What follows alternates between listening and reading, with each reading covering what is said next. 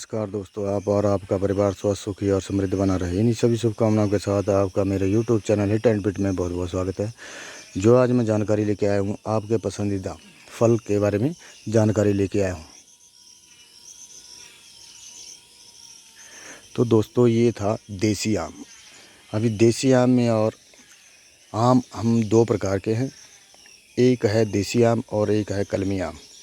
अभी इन दोनों में क्या अंतर है? जो देसी आम है वो बीज से तैयार होता है, और जो कलमी आम है वो आम जो बीज से पैदा हुआ पेड़ है उसके ऊपर दूसरे जो आम होता है अलग अलग किस्म का, उसकी दूसरी किस्म का उसके ऊपर हम कलम लगा देते हैं या क्राफ्टिंग कर देते हैं, तो कलमी आम बन जाता है। जो देसी आम है दोस्तों, उसको हम चूस कर खाते हैं और इसमें फाइबर रहता है, वो भरपूर मात्रा में रहता है। और जो कलमी आम है उसको हम काट कर खाते हैं, तो ये पचने में थोड़ा भारी रहता है, क्योंकि इसको काट कर खाते हैं, इसमें रेशे कम रहते हैं, तो ये थोड़ा पचने में भारी रहता है।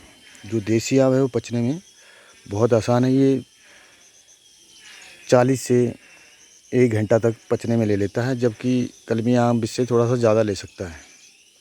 तो इस बात का जब आप इसका इस्तेमाल करें तो इस बात का आप ध्यान रखें।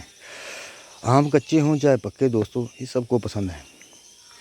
इसका हम कई प्रकार के व्यंजनों में इस्तेमाल करते हैं। इसकी रस, चटनी, पापड़, अचार, अमचूर और कई तरीक़ों से इसका इस्तेमाल करते हैं। जो पापड़ है वो पके हुए आमों का रस निकाल कर उनको धूप में सुखाकर उनको हम प्रिजर्व कर लेते हैं, डब्बे में डाल कर रख लेते हैं और उसका इस्तेमाल करते रहते हैं। और जो अमचूर है उसका जो कच्चे आम रहते हैं उसको तोड़ कर रख कर उनको सुखाकर फिर उनका पाउडर बनाकर रख लेते हैं और उसका हम कई व्यंजनों में डालकर इस्तेमाल करते रहते हैं और अपने खाने का स्वाद बढ़ाते रहते हैं।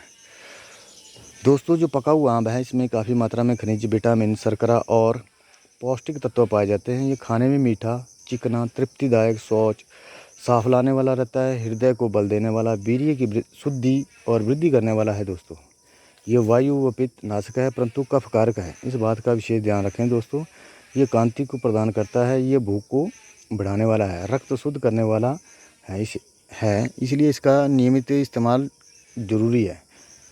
तो इससे हमारी जो इम्यूनिटी पावर है वो बढ़ जाती है। तो इस सीजनल फल को हमें ज़्यादा से ज़्यादा इस्तेमाल करना चाहिए, इसको रेगुलर यूज करना चाहिए और मात्रा में ही इसका इस्तेमाल करना चाहिए। ये शुक्र प्रमेय रोगियों, जिन भाइयों को संतानोत्पत्ति की समस्या है, पके हुए आम का इस्तेमाल उनके लिए बहुत बढ़िया है। आयुर्वेद के अनुसार बहुत बढ़िया बताया गया है। दोस्तों, सबसे अच्छा है देसी आम, उत्तम आम इसके लिए सर्वोत्तम, जो हमारे आयुर्वेद के अनुसार बताया है वो सर्वोत्तम बताया गया है। इसलिए देसी आम अगर नहीं मिल सकता तो क्या कर सकते हैं, फिर कलमी आम से ही हमें गुजारा करना पड़ेगा। ये फेफड़ों, अल्सर, रक्त की कमी, रक्त, मांस, सप्त धातुओं को पुष्ट करने वाला है। दोस्तों, ये जो हमारा आलस्य आ जाता है शरीर के अंदर उसको भी दूर करता है। टीबी रोगों के लिए भी ये बहुत फ़ायदेमंद रहा है। आम तासीर में गर्म रहता है। दोस्तों, इसकी तासीर है वो गर्म रहती है, इसलिए इस बात का ध्यान रखें। जो पित्त प्रकृति के हैं इसका थोड़ा विशेष ध्यान रखें, क्योंकि पित्त प्रकृति के लिए थोड़ा नुकसानदायक हो सकता है, क्योंकि पहले ही उनकी प्रकृति गर्म रहती है। अगर गर्म चीज़ें खाएंगे तो फिर प्रॉब्लम दे सकता है। तो इसलिए इसकी प्रकृति को शांत करने के लिए क्या करें, इसको आधा घंटा, खाने से पहले आधा घंटा पानी में भिगो कर रखें, उसके बाद इसका इस्तेमाल करें। या फिर ऐसा करें, इसको लस्सी बनाकर उसमें इसका गूदा निकाल कर उसमें शेक बनाकर आप इसका इस्तेमाल कर सकते हैं। या फिर जामुन का आप इसका आजकल के सीज़न में जामुन भी हैं, आम के सीज़न के साथ साथ जामुन भी होते हैं, तो आप इसका इस्तेमाल उस जामुन के साथ भी कर सकते हैं, तो भी इनकी सम तासीर हो जाती है, तो भी आपको कोई प्रॉब्लम नहीं करेगा। मगर एक बात का आप विशेष ध्यान रखें दोस्तों, जो कच्चे आम हैं ये ज़्यादा अगर आप इस्तेमाल करेंगे तो क्या होता है, ये हमारी तीनों दोषों को विकृत कर देता है, जिससे काफ़ी समस्या हो जाती है। एलर्जी हो सकती है, खारिश, फोड़ा, फुंसी, या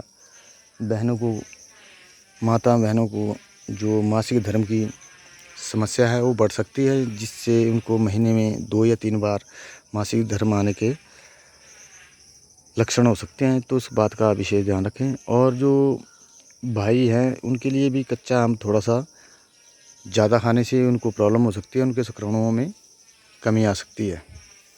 तो इस बात का विशेष ध्यान रखें दोस्तों। और सबसे अच्छी अंत में मैं आपको एक बात बताना चाहता हूँ, इसकी जो गुठली है उसका भी आयुर्वेद में काफ़ी अच्छा विवरण मिला हुआ है। बहुत ज़्यादा इसके गुणों की व्याख्या की हुई है। तो वीडियो काफ़ी लंबा हो जाएगा, फिर कभी आपको इसके बारे में, इसकी गुठली के बारे में जानकारी दूँगा। क्योंकि बाहर से तो हम इसके फल को खा लेते हैं, उसके बाद इसको फेंक देते हैं। उसको फेंकना नहीं चाहिए। इसके बाहर एक जो गुठली के अंदर एक बीज रहता है, वो बाहर एक हार्ड सी तय बन जाती है, उसके अंदर वो बीज रहता है। उस बीज को अगर हम निकाल के रख लेंगे तो हम उसका इस्तेमाल आयुर्वेद में बहुत औषधियों में करते हैं। वो फिर मैं कभी आपको मौका लगेगा तो ज़रूर बताऊंगा। और इसका एक और बात बता दूं आपको, इसका जो कीमिया के अंदर है उसका बहुत बड़ा रोल माना गया है। इसके बारे में, कीमिया के बारे में ज़्यादा तो नहीं जानता, मगर आपको कभी मौका लगेगा तो बताऊंगा थोड़ा बहुत। नमस्कार दोस्तों, अगर आपको मेरी जानकारी अच्छी लगी है तो कमेंट करना, नहीं लगी तो क्या कर सकते हैं। तो यही है अंत में। नमस्कार, सत श्री अकाल, आदाब, जय हिंद, जय भारत।